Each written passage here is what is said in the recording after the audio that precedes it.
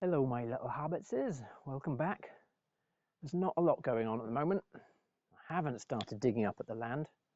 Instead, I am working on some amendments to the plans because in a few days I am going to have to submit everything to the planning office and get permission to start construction. But I thought today I would talk earthquakes.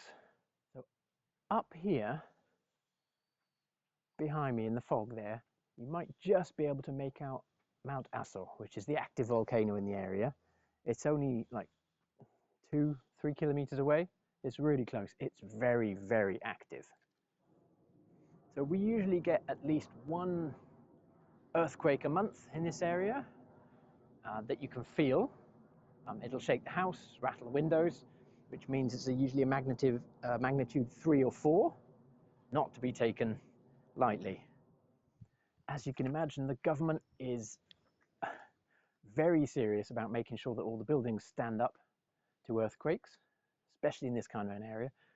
Dome house is super strong for that, which is good, but they have a lot of regulations. Now, there are two things I could do here. I could pretend that these domes are going to be for farming, which is kind of funny if you think about it. Just, nice dome house with a little display of mushrooms growing in the middle. But I don't want to do that. That's a last resort.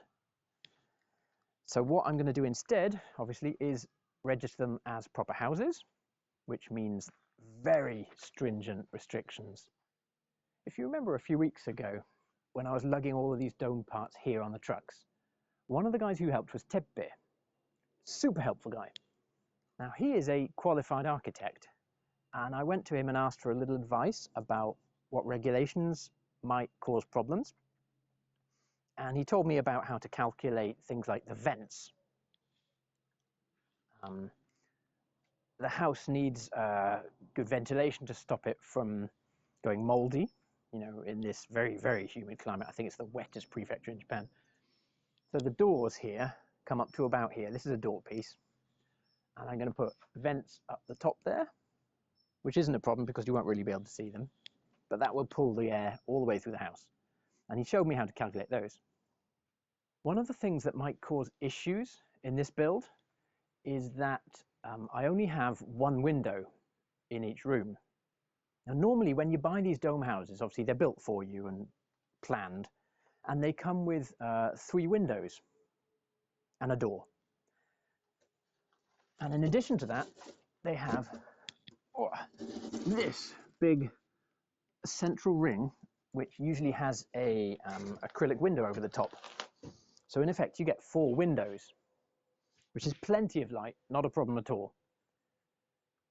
Now I'm going to be putting these underground, and I only have one window for each dome. And that means that the light coming in is not massive. Now the doors are going to be glass as well, but they don't count in the calculations. You see, you need to work out the floor space of the room, that's the bedrooms, and then compare it to the amount of sunlight coming through. And it's a really complicated calculation. But Tebbe, thank you very much, showed me how to do that. And I think I found a way to do it. Now, there are only 2 window makers in Japan, but they do make thousands of products. And I've been through all of those thousands looking for windows that would work here. And so I think I've got everything sorted. I've got the windows decided, which means that I've got the lighting for each room calculated. I've got the venting calculated. So I'm in a position to finalize the plans, take them along to the planning office and get them to sign off on the design. And then finally I can get started.